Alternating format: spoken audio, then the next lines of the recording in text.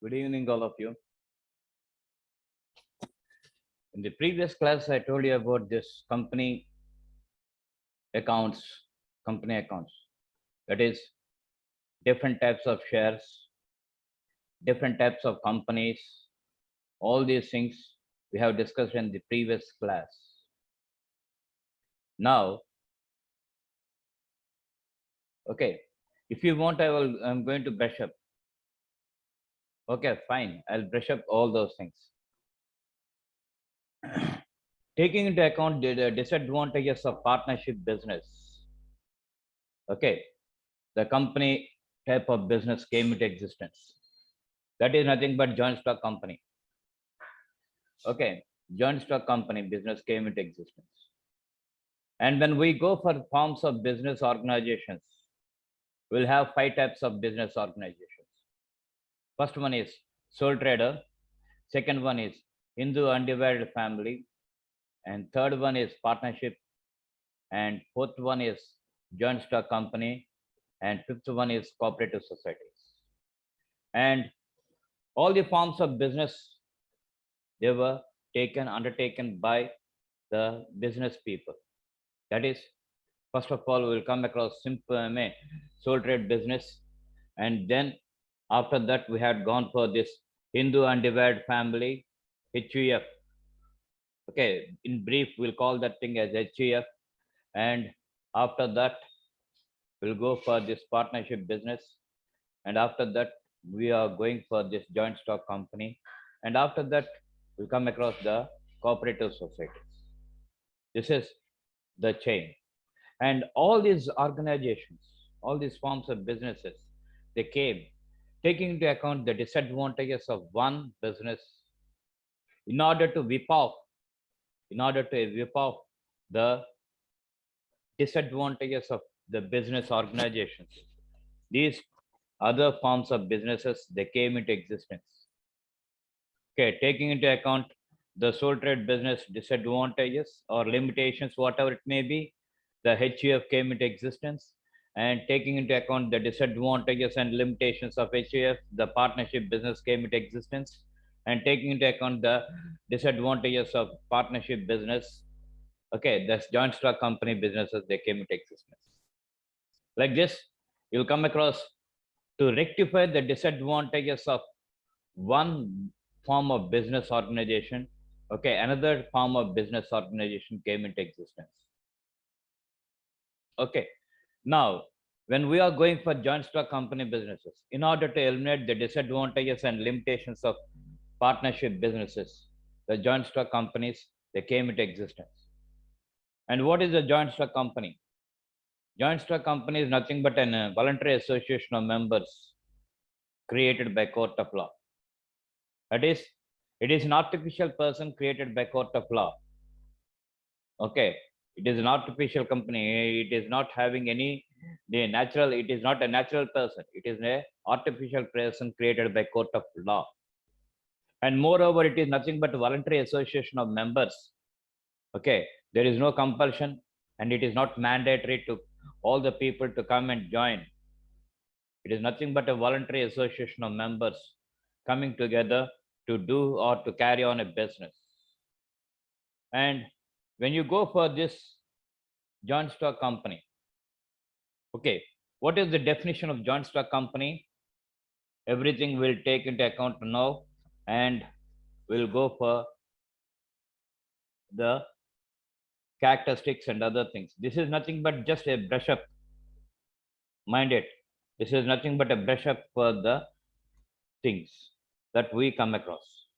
Here, when we go for joint stock company, according to section 31, subsection 1 of the Companies Act, defines a company as company formed and registered under this act or an existing company.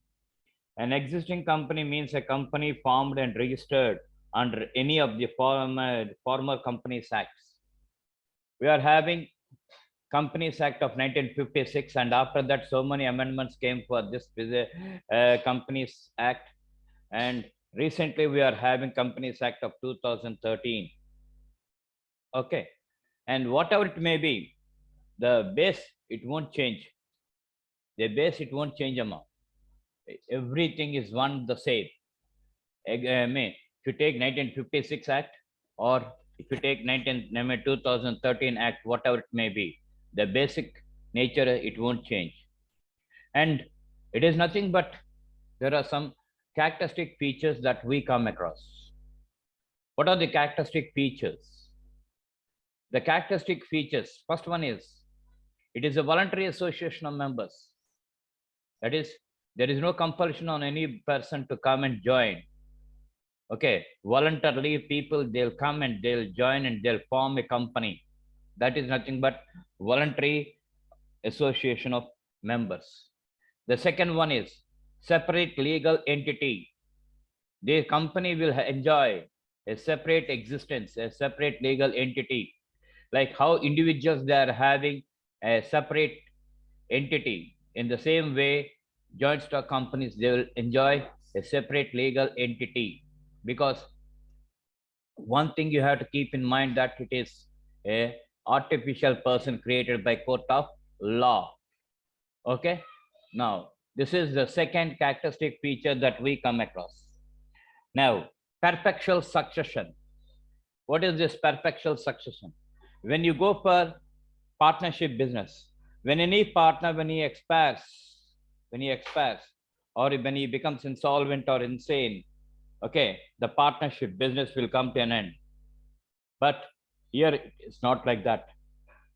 Men may come and men may go, but the company business will go on. Okay, it will carry on its own business. So that is nothing but perpetual succession or continuous existence. And the liability, coming to this, the liability. So what is this? In partnership business, the liability is unlimited. The liability of partners, it is unlimited in partnership business. But when we go for joint stock companies, it is limited up to the face value of the share. One thing you have to keep in mind is, the liability of the company is different, and the liability of members, it is different. Okay, the liability of members is limited up to the face value of the share. Once if the member, if they pay the face value of the share completely without any arrears, then the liability will come to an end.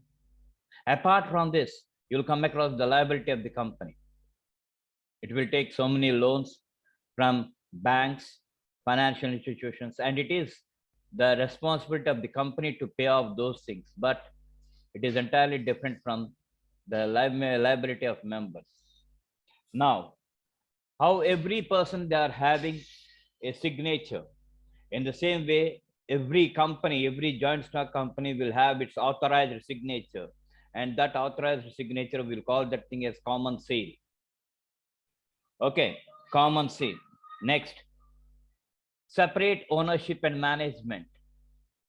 Okay, when you go for partnership business, the partners, they are the managers, they are the servants, and they are the purchasers, and they are the selling people.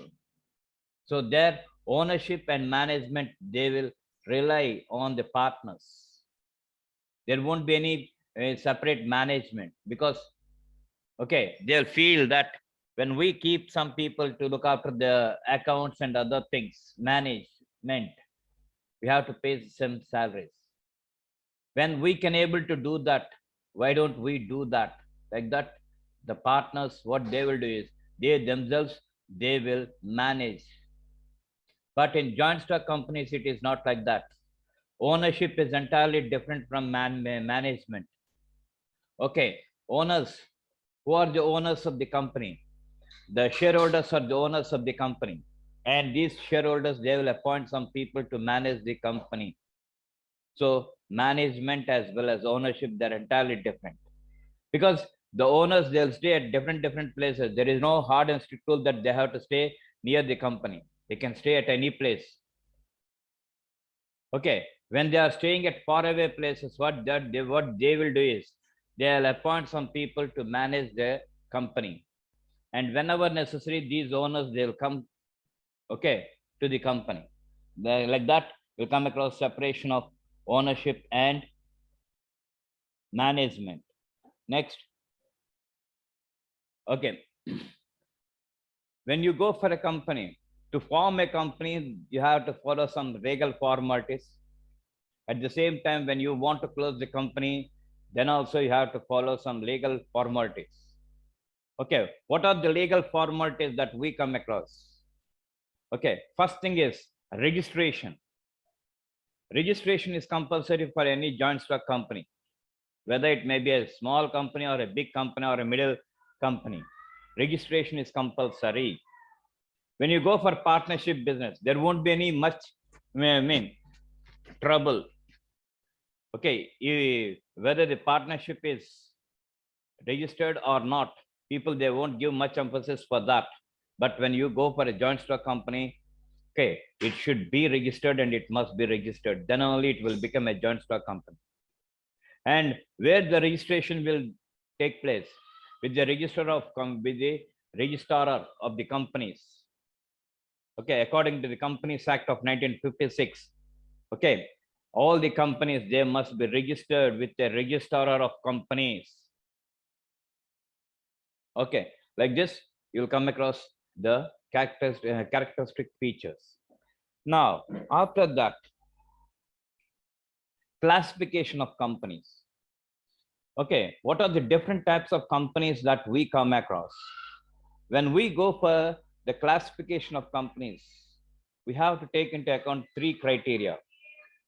We have to take into account the three criteria. What are the three criteria that we have to come across? First one is by formation. Second one is liability. And third one is membership. Okay. According to formation criteria, we'll have three types of companies: chartered companies, statutory companies, and registered companies.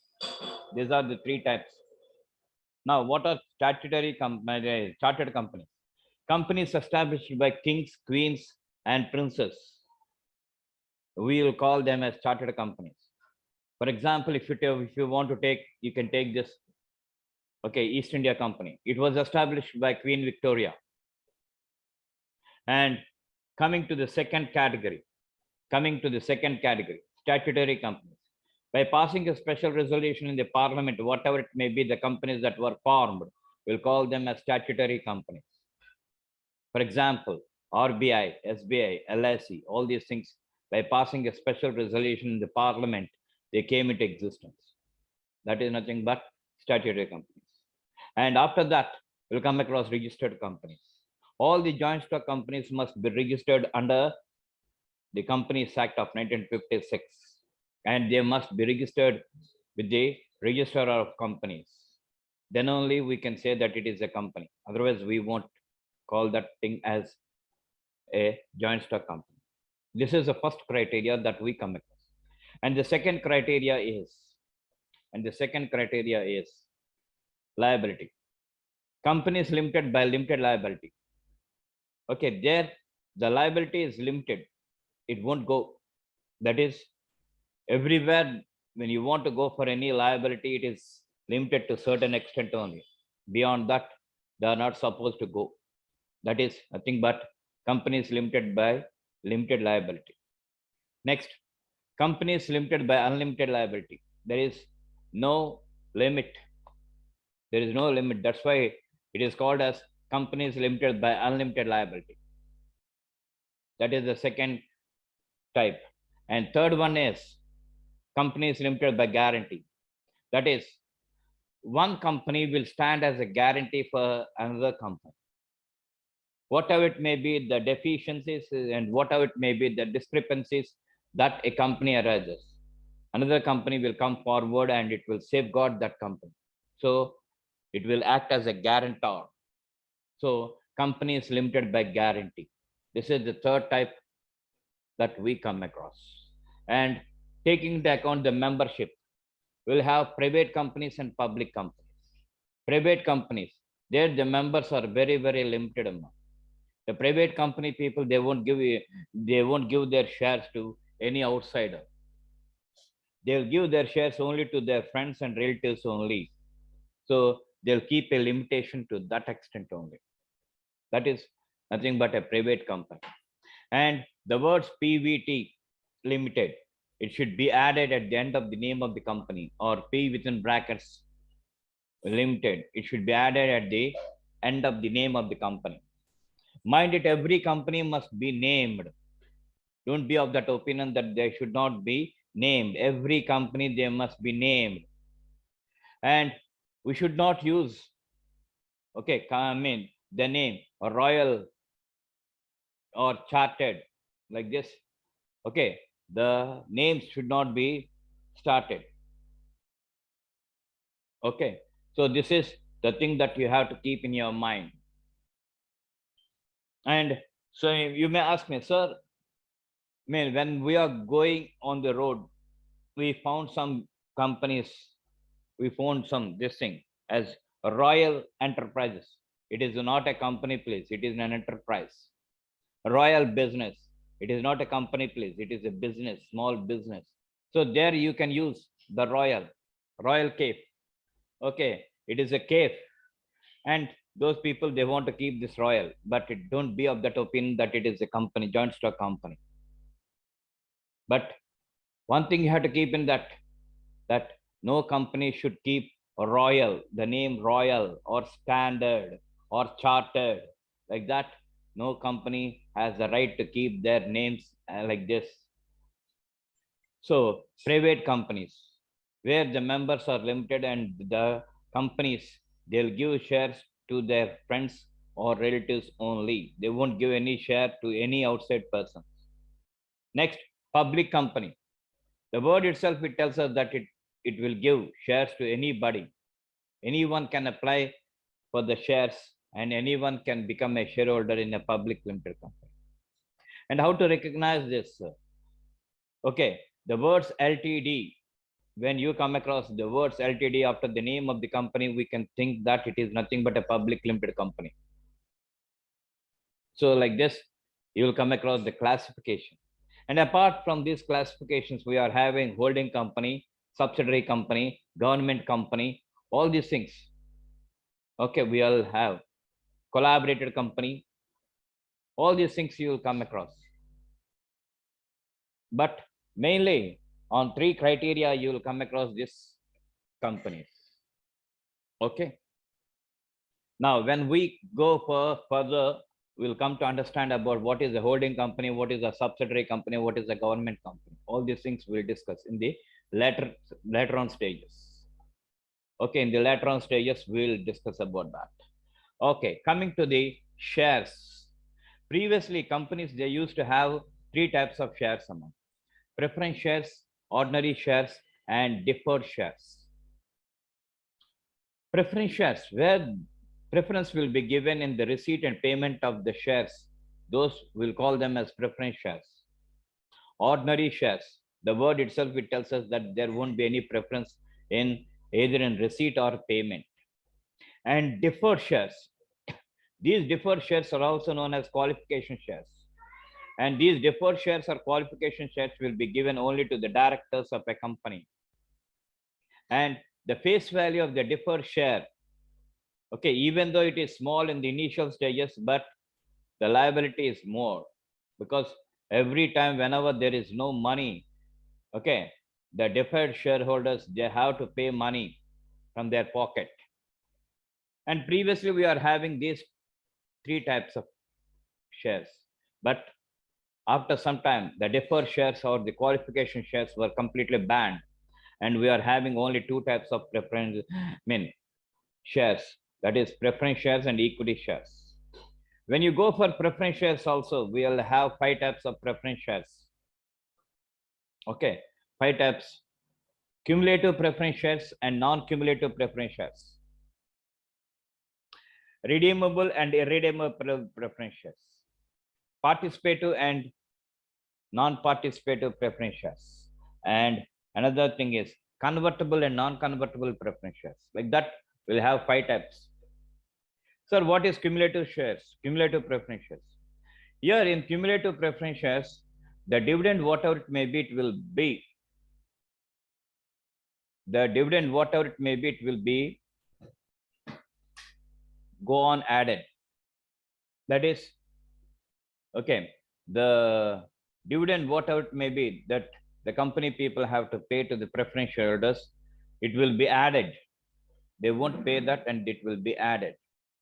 So that type of shares, we'll call them as cumulative preference shares.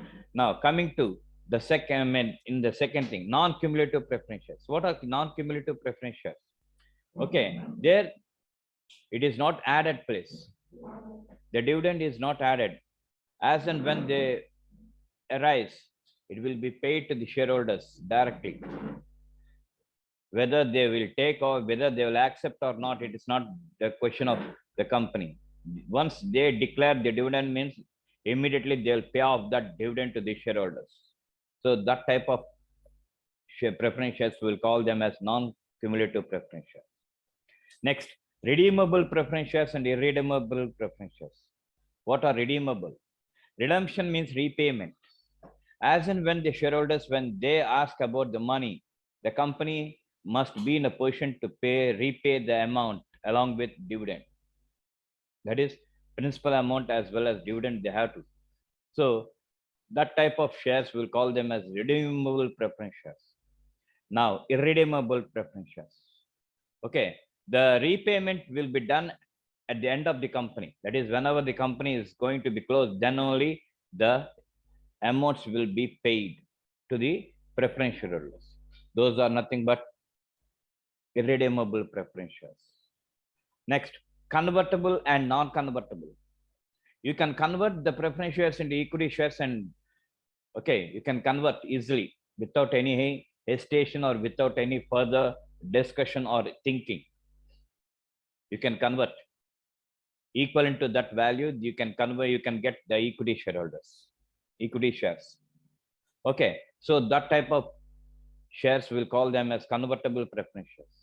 And non-convertible, once if you give the preference shares, they are not supposed to be converted into equity shares. That type of shares, will call them as non-convertible preference shares. Okay, now participative and non-participative. Some preference shareholders, they'll participate in the management of the company. They'll look after the company. Their participation will be okay at every stage, whatever it may be the stage. Okay, whatever it may be the situation, whatever it may be the condition, their participation you will come across. Though such type of shareholders, will call them as okay participative preference shareholders. And there are some persons whose participation you won't come across. That is, they'll take the shares in the beginning and then they'll go away. Okay, they won't participate in anything, in any activity regarding the management. Even though any problem comes, they'll say that it is not, they are not going to participate. It is not, it's none of my business. We have taken the shares, we have paid the amount, and we have taken the shares. That's all.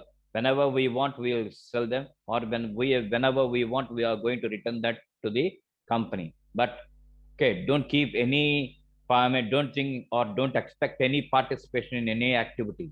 So that type of shares, will call them as non-participative preference shares. And after that, equity shares you'll come across.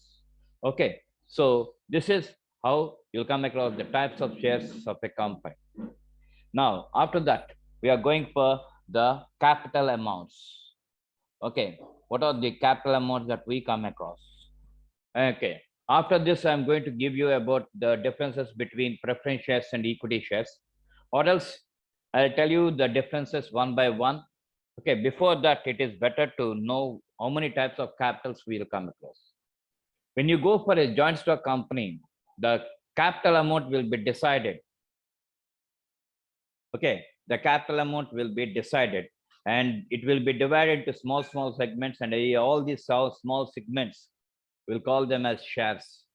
And every share will have a value, and we'll call that value as face value or par value, PAR, par value or face value. And like this, the capital will be decided. Okay, and you will come across 5 types of capitals for a joint stock company. Authorized capital, it is also known as registered capital or total capital that a company must all will have. Okay, This is nothing but authorized capital. After authorized capital, you have issued capital. Okay, issued capital. The company people, they will issue. Okay, they want to issue some capital amount, and that capital amount we'll call that thing as issue capital, issued capital. Then subscribed capital. Okay, taking into account the issued capital, the company people, they won't anticipate all the capital will come to them.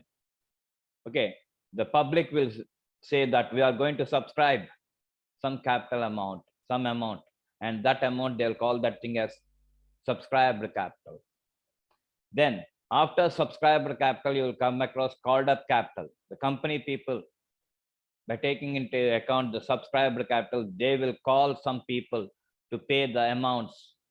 So that is nothing but called up capital. And the last one is paid up capital. Whatever it may be the members or whatever it may be the persons, they will pay to the company in the form of capital. It is nothing but the paid up capital. And here one thing you have to observe that authorized capital, issued capital, subscribed capital, and called up capital, we have to show them. We have to show them. But the real capital is nothing but the paid up capital. And remaining topics I'm going to take tomorrow. Okay, so I'm stopping at this junction or at this point, and have a nice day to all of you. Thank you.